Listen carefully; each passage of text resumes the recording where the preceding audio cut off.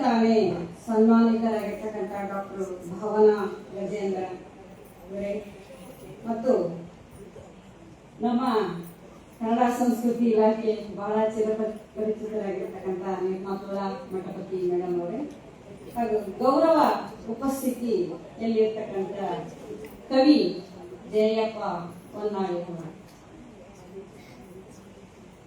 ಇಂದು ಅಂತಾರಾಷ್ಟ್ರೀಯ ಮಹಿಳಾ ದಿನಾಚರಣೆ ಆಗಲಿಕ್ಕೆ ಕಾರಣ ಅಂದ್ರೆ 1908ರಲ್ಲಿ ನ್ಯೂಯಾರ್ಕ್ ನಗರದಲ್ಲಿ ಕ್ಲಾರಾ ಜೆಟ್ಕಿನ್ ಎನ್ನುವ ಮಹಿಳೆ ಹೋರಾಟವನ್ನ ಆರಂಭ ಮಾಡ್ತಾರೆ. ಈ ಜೆಟ್ಕಿನ್ ಅವರ ಮಹಿಳೆಯ ನೇತೃತ್ವದಲ್ಲಿ ಹಲವಾರು ಕಾರ್ಮಿಕ ಮಹಿಳೆಯರು ಸೇರಿಕೊಂಡು ಕಾರ್ಮಿಕರ ಉದ್ಯೋಗದ ಕರ್ತವ್ಯದ ಸಮಯದ ನಿಗದಿ ಮತ್ತು ಅವರ ವೇತನ ಮತ್ತು ಸಮಾನತೆ, ಅಂದಿನ ಕಾಲದಲ್ಲಿ ಮತದಾನ ಮಾಡಲು ಕೂಡ ಮತ್ತು ಕಾಲಲ್ಲಿ ಚಪ್ಪಲಿಯನ್ನು ಧರಿಸುವುದಕ್ಕೂ ಕೂಡ ಮಹಿಳೆ ಅನರ್ಹಳು ಎನ್ನುವ ಒಂದು ಅಲಿಖಿತ ಶಾಸನ ಇಡೀ ಪ್ರಪಂಚದಲ್ಲಿ ಇತ್ತು. ಆ ಸಮಯದಲ್ಲಿ ಕ್ಲಾರಾ ಜೆಟ್ಕಿನ್ ಅವರು ನ್ಯೂಯಾರ್ಕ್ ನಗರದಲ್ಲಿ ಹೋರಾಟವನ್ನ ಮಾಡಿ 1910ರಲ್ಲಿ ಅವರ ಹೋರಾಟಕ್ಕೆ 2 ವರ್ಷಗಳ ಕಾಲದ ನಂತರ ಹೋರಾಟಕ್ಕೆ ಜಯ ಲಭಿಸುತ್ತೆ.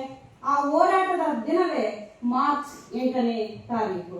ಅಂದಿನಿಂದ ಇಂದಿನವರೆಗೂ ವಿಶ್ವದ ಎಲ್ಲ ಸಂವಿಧಾನ ಮತ್ತು ಪ್ರಜಾಪ್ರಭುತ್ವ ನೆಲೆಯಲ್ಲಿ ಇರ್ತಕ್ಕಂಥ ಎಲ್ಲ ರಾಷ್ಟ್ರಗಳು ಈ ಮಹಿಳಾ ದಿನಾಚರಣೆಯನ್ನ ಇಂದಿಗೂ ಆಚರಿಸುತ್ತಲೇ ಬಂದಿವೆ. ಇದಕ್ಕೆ ಬಹಳ ಉತ್ತರವಾಗಿ ಮತ್ತು ಕರ್ನಾಟಕದ ನೆಲೆಯಲ್ಲಿ ಮಹಿಳೆಯನ್ನ ಮತ್ತು ಸಮಾಜದಲ್ಲಿ ಇರ್ತಕ್ಕಂಥ ಎಲ್ಲ ಭೇದಗಳನ್ನ, ಪ್ರಾದೇಶಿಕ ಭೇದ ಇರ್ಬೋದು, ಭಾಷಾ ಭೇದ ಇರ್ಬೋದು, ಲಿಂಗ ಭೇದ ಇರ್ಬೋದು, ಮೇಲು ಕೀಳು ಇರ್ಬೋದು, ವರ್ಣಭೇದ ಇರ್ಬೋದು, ಅದೆಲ್ಲವನ್ನ ಮೀರಿದಂತ ವ್ಯಕ್ತಿತ್ವವನ್ನ, ಅನುಭವ ಮಂಟಪವನ್ನ, ಮಹಾಮನೆಯನ್ನ 34 ಮಹಿಳಾ ವಚನಕಾರ್ತಿಯರನ್ನ ಸೇರಿಕೊಂಡು 770 ಅಮರ ಗಣಗಳನ್ನು ಮಾಡಿದ ಪ್ರಪ್ರಥಮ ವಿಶ್ವಜ್ಯೋತಿ ಗುರು ಬಸವಣ್ಣನವರನ್ನು ನಾವು ಇಲ್ಲಿ ನೆನೆಯಲೇಬೇಕಾಗುತ್ತದೆ. ನಾವು ಅಂದಿನ ಕಾಲದಲ್ಲಿ ಇವತ್ತು ಎಷ್ಟು ನಾವು ವೈಜ್ಞಾನಿಕವಾಗಿ ವಚನಗಳನ್ನ ವಿಶ್ಲೇಷಣೆ ಮಾಡಿದ್ರು ಕೂಡ ಒಂದೊಂದು ವಚನಗಳು ಒಂದೊಂದು ರೀತಿಯಲ್ಲಿ ಅವಿನಾಭಾವತೆಯನ್ನ ಮತ್ತು ಆತ್ಮೀಯತೆಯನ್ನ ಮತ್ತು ಮಾನವೀಯ ನೆಲೆಯನ್ನು ನಾವು ತೋರಿಸುತ್ತೇವೆ. ಯಾವುದೇ ಕುಲ, ಯಾವುದೇ ಒಂದು ಕಾಯಕ, ಯಾವ ವ್ಯತ್ಯಾಸವಿಲ್ಲದ ಕಾಲಘಟ್ಟ ಅಂದ್ರೆ 12ನೇ ಶತಮಾನ. 34 ವಚನಕಾರ್ತಿಯರು ಮಧ್ಯ ಕನ್ನಡ ಸಾಮ್ರಾಜ್ಯ ವ್ಯವಸ್ಥೆ ಬಂದಾಗ ಅಲ್ಲ, ಇಲ್ಲಿ ಏನಾಗುತ್ತೆ ಅಂತಂದ್ರೆ ಮಹಿಳೆಯರಿಗೆ ಅಸಮಾನತೆಯನ್ನ ಮತ್ತು ಜಾತಿ ಪದ್ಧತಿಯನ್ನ ಮತ್ತು ಮೇಲು ಕೀಳು ಎನ್ನುವುದನ್ನ, ಬಾಲ್ಯ ವಿವಾಹವನ್ನ, ಸತಿ ಪದ್ಧತಿಯನ್ನ, ವಚನ ಕಾಲದಲ್ಲಿ ಯಾವ ಪದ್ಧತಿಗಳು ಕೂಡ ಇರಲಿಲ್ಲ. ಹೆಣ್ಣನ್ನು ಎಂದೂ ವಚನಕಾರರು ಕೀಳಾಗಿ ಕಾಣಲಿಲ್ಲ. ಹೆಣ್ಣು ಮಾಯೆಯಲ್ಲ ಅಂತ ಹೇಳಿದ್ರು. ಮನದ ಮುಂದಣ ಆಸೆಯೇ ಮಾಯೆ ಅಂತ ಹೇಳಿದವರು ದಿಟ್ಟ ವಚನಕಾರರು. ಅವರ ವಚನಗಳೆಲ್ಲ ಇವತ್ತು ನಮ್ಮ ಯಾವುದರಲ್ಲಿ ಶಿಕ್ಷಣ ವ್ಯವಸ್ಥೆಯಲ್ಲಿ ಪಠ್ಯವಾಗಬೇಕಿದೆ. ಬರೀ ಒಂದು ವಿಶ್ವವಿದ್ಯಾಲಯ ಆದ್ರೆ ಮಾತ್ರ ಸಾಧ್ಯವಿಲ್ಲ. ಪ್ರತಿ ಮನೆಗಳಲ್ಲೂ ಮತ್ತು ಕನ್ನಡದ ಪ್ರತಿ ಶಿಕ್ಷಣ ಸಂಸ್ಥೆಗಳಲ್ಲಿ ಕೂಡ ವಚನಗಳು ಪಠ್ಯವಾಗಬೇಕು.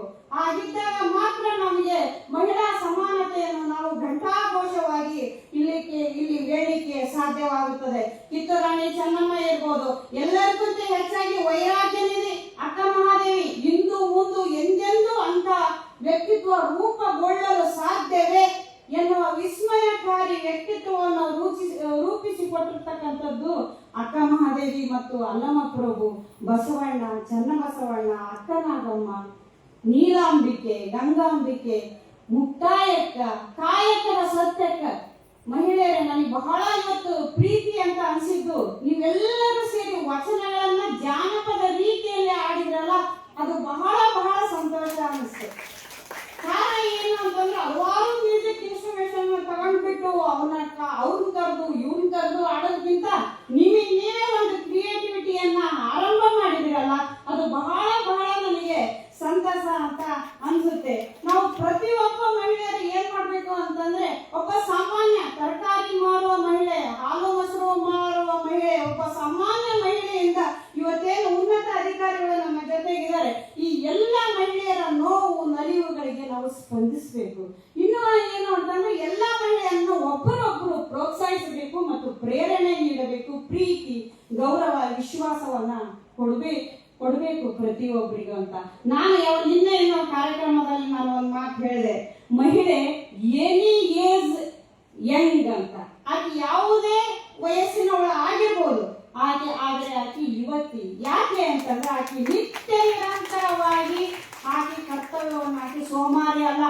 ಹಾಸ್ಕೊಂಡು ಒಂದು ದಿನಲ್ಲಿ ಒಬ್ಬ ಮಹಿಳೆ ಮಲ್ಕಂಡೆ ಬಂದ್ರೆ ಆ ಮನೆ ದೀಪಾಚಾರ ದಿಕ್ಕಿರಲ್ಲ.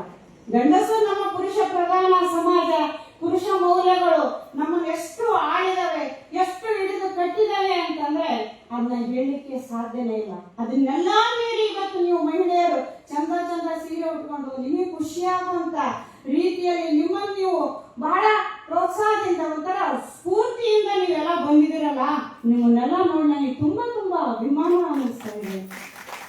ಸಮಾಜ ಬದಲಾವಣೆ ಆಗ್ಬೇಕು. ಯಾವಾಗ? ಮೊದಲು ನಮ್ಮ ಮನೆಯ ಉರಿ ಒಲೆ ಬದಲಾವಣೆ ಆದಾಗ ಮಾತ್ರ ಸಮಾಜ ಬದಲಾವಣೆ ಆಗಬೇಕು. ನೀವೆಲ್ಲ ತಾಯಂದಿರಿದ್ದೀರಿ, ಅಕ್ಕ ತಂಗಿಯರಿದ್ದೀರಿ. ನಿಮ್ಮ ಗಂಡನಿಗೂ ಮತ್ತು ಮಕ್ಕಳಿಗೂ ಎಲ್ಲರಿಗೂ ಕೂಡ ಅಡಿಗೆ ಮನೆಯಿಂದ ಹೊರಗಿನವರಿಗೆ ಸಹಕರಿಸುವ ರೀತಿಯಲ್ಲಿ ಹೇಳಬೇಕು. ಮಗನಿಗೂ ಒಂದು ಕಪ್ಪು ಚಹಾ ಮಾಡೋದು ನೀವು ಕಲಿಸ್ಬೇಕು ತಾಯಂದಿರು. ಹಾಗಿದ್ದಾಗ ಮಾತ್ರ ಮುಂದೆ ಏನಾಗುತ್ತೆ. ಇವತ್ತು ಪ್ರತಿಯೊಬ್ಬ ಮಹಿಳೆಯು ಕೂಡ ಹೊರಗೆ ಎಲ್ಲಾ ಕ್ಷೇತ್ರದಲ್ಲಿ ಸುನೀತಾ ವಿಲಿಯಮ್ಸ್ 16 ಸೂರ್ಯಗಳು ಹುಟ್ಟೋದು ಮತ್ತು ಮುಳುಗೋದನ್ನ ನೋಡ್ತಾ ಇದ್ರಂತ. ಅಂದ್ರೆ ಬೆಳಕಿನ ವಕ್ರೀಭವನದಿಂದ ಒಂದೊಂದು ಮೋಡಗಳಲ್ಲಿ ಆ ರೀತಿ ಸಾಧನೆ ಮಾಡಿದ ಮಹಿಳೆಯರು ಇವತ್ತು ನಮ್ಮ ಕಣ್ಮುಂದೆ ಇದ್ದಾರೆ. ಕಲ್ಪನಾ ಚಾವ್ಲಾ ಅಂತ ಮಹಿಳೆ ಇದ್ದಾರೆ, ಕಿತ್ತೂರು ರಾಣಿ ಚೆನ್ನಮ್ಮ ಇದ್ದಾರೆ, ಝಾನ್ಸಿ ರಾಣಿ ಲಕ್ಷ್ಮೀಬಾಯಿ ಇದ್ದಾರೆ. ಎಲ್ಲಕ್ಕಿಂತ ಹೆಚ್ಚಾಗಿ ಬಡತನದ ಬೇಗೆಯಲ್ಲಿ ಬದುಕಿದ್ರು ಕೂಡ ಸಾಲು ಮರದ ತಿಮ್ಮಕ್ಕ ವೃಕ್ಷ ಮಾತೆಯಾದವರು. ಆಕೆ ಯಾವುದಕ್ಕೂ ಮಕ್ಕಳೆಲ್ಲ ಪ್ರಕೃತಿಯನ್ನೇ ಮಕ್ಕಳೆಂದು, ಪ್ರಕೃತಿಯನ್ನೇ ಗಿಡ ಮರಗಳೇ ತನ್ನ ಮಕ್ಕಳೆಂದು ಬೆಳೆಸಿದ ಮಹಾನೀತೆ ಅವರು. ಆ ರೀತಿಯಿಂದ ನೀವೆಲ್ಲರೂ ಕೂಡ ನಮ್ಮ ಕೈಲಿ ಏನು ಸಾಧ್ಯ ಆಗುತ್ತಾ ಎಲ್ಲಾ ಕೆಲಸವನ್ನು ಮಾಡಿದಾಗ ಮಾತ್ರ ಬಹುತ್ವದ ನೆಲೆಯಲ್ಲಿ ಭಾರತೀಯ ಸಾಂಸ್ಕೃತಿಕ ಪರಂಪರೆಯಲ್ಲಿ ನಮಗೆ ಮಹಿಳೆಯರು ತಮ್ಮದೇ ಆದ ಅಭಿವ್ಯಕ್ತಿ ಕೌಶಲ್ಯವನ್ನ ಪ್ರಕಟಿಸಬೇಕು. ಯಾವುದೋ ಒಂದು ಮಧ್ಯಪ್ರದೇಶದಲ್ಲಿ ಒಂದು ಹಳ್ಳಿಯಲ್ಲಿ ಒಂದು ಹೆಣ್ಣು ಮಗು ಹುಟ್ಟಿದ್ರೆ 101 ಗಿಡಗಳನ್ನ ನೆಡ್ತಾರಂತೆ. ಆ ಎಲ್ಲ ಪದ್ಧತಿಗಳನ್ನು ಕೂಡ ನಾವು ಸಾಂಪ್ರದಾಯಿಕವಾಗಿ ಆಚರಣೆಯಲ್ಲಿ ತಂದಾಗ ನಾವು ಪುರುಷ ಮತ್ತು ಸ್ತ್ರೀ ಲಿಂಗ ಸಮಾನತೆಯನ್ನ ಸಾಧಿಸಲಿಕ್ಕೆ ಸಾಧ್ಯ ಆಗುತ್ತೆ ಅಂತ. ಇವತ್ತಿನ ಕಾಲಘಟ್ಟ ಹೇಗಿದೆ ಅಂತಂದ್ರೆ ನಾವು ಪ್ರಪಂಚದಲ್ಲಿ ನೋಡ್ತಾ ಇದ್ದೇವೆ, ತಲ್ಲಣಗೊಳ್ತಾ ಇದೆ ಪ್ರಪಂಚ.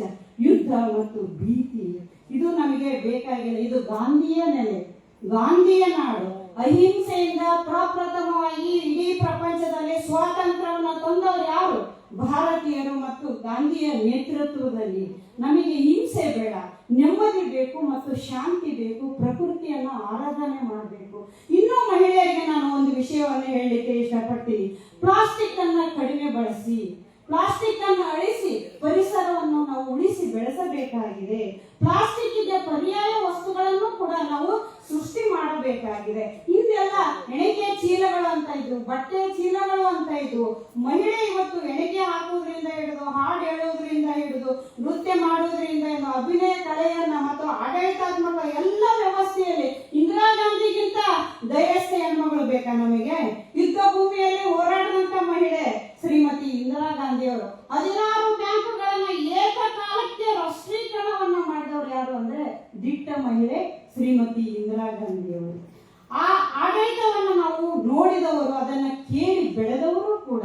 ಆ ಹಿನ್ನೆಲೆಯಲ್ಲಿ ನಾವು ಮಹಿಳೆಯನ್ನ ಇವತ್ತು ಮೇಧಾ ಪಾಟ್ಕರ್ ಪರಿಸರವಾದಿಗಳು ಇರ್ಬೋದು, ತುಳಸಿ ಇರ್ಬೋದು, ಈ ಎಲ್ಲ ಮಹಿಳೆ ಬುಡಕಟ್ಟು ಮಹಿಳೆಯರು ಇರ್ಬೋದು. ಇವತ್ತೇನು ನಮ್ಮ ದೇಶದ ರಾಷ್ಟ್ರಪತಿಯಾಗಿರ್ತಕ್ಕಂಥ ದ್ರೌಪದಿ ಮುರ್ಮು ಈ ಮಹಿಳೆ ಕೂಡ ಬುಡಕಟ್ಟಿನಿಂದ ಬಂದಿರತಕ್ಕಂಥ ಅವರು ಇವತ್ತು ರಾಷ್ಟ್ರಪತಿ ಆಗಿದ್ದಾರೆ. ಹಾಗೆ ಎಲ್ಲಾ ಕ್ಷೇತ್ರದಲ್ಲಿ ಮಹಿಳೆಯರು ಮುಂದೆ ಬರಲಿ, ಒಬ್ಬರೊಬ್ಬರು ಪ್ರೋತ್ಸಾಹವನ್ನ ನೀಡಿ, ಮತ್ತೆ ಮಹಿಳೆ ಭಕ್ತಿ ಕಾಯಕ ದಾಸೋಹದ ನೆಲೆಯಲ್ಲಿ ತನ್ನ ಜೀವನವನ್ನ ರೂಪಿಸಿಕೊಳ್ಳಿ. ಆ ಹಿನ್ನೆಲೆಯಲ್ಲಿ ಮಹಿಳೆಯರೆಲ್ಲರೂ ಮುಂದೆ ಬರಲಿ ಅಂತ ನಾನು ಇಲ್ಲಿ ತಮ್ಮೆಲ್ಲರಿಗೂ ಹೇಳಿಕೆ ಬಯಸ್ತೇನೆ. ಜೊತೆಗೆ ಈ ಕಾರ್ಯಕ್ರಮಕ್ಕೆ ನನ್ನ ಕಲ್ಯಾಣಿ ಮೇಡಮ್ ಅವರು ಕರೆದು, ಜೊತೆಗೆ ಶೋಭಾ ರಾಣಿ ಮೇಡಮ್, ಮಂಗಳ ಮುದ್ದು ಮಾರುತ್, ಇವರೆಲ್ಲ ದಿನನಿತ್ಯ ಹಲವಾರು ಕಾರ್ಯಚಟುವಟಿಕೆಯಲ್ಲಿ ಇರ್ತಾರೆ. ನೀವು ಕೂಡ ಆ ರೀತಿ ಕಾರ್ಯಚಟುವಟಿಕೆಯನ್ನು ಹೊಸ ರೀತಿ, ಇನ್ನೂ ವಿಶೇಷವಾಗಿ ನಾನು ಉತ್ತರ ಕರ್ನಾಟಕದ ಸೋಬಾನೆ ಹಾಡುಗಳನ್ನ ನಾನು ಹಾಡ್ತೀನಿ. ನೀವು ಬೇಕಂದ್ರೆ ಯಾವಾಗಾದ್ರೂ ಬಂದು ಕಲಿಸ್ರಿ ಅಂದ್ರೆ ನಾನು ಕಲಿಸ್ತೀನಿ. ಮತ್ತು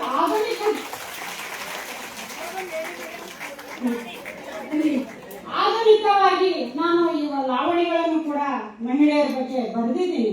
ಅವನ್ನೆಲ್ಲ ನಿಮಗೆ ಕಲಿಸೋಣ, ಆ ಅವಕಾಶ ನಮಗೆ ಮಾಡಿಕೊಡಿ ಅಂತ ಹೇಳ್ತಾ ಈ ಅವಕಾಶಕ್ಕಾಗಿ ತಮ್ಮೆಲ್ಲರಿಗೂ ಧನ್ಯವಾದಗಳನ್ನು ಅರ್ಪಿಸ್ತೀನಿ.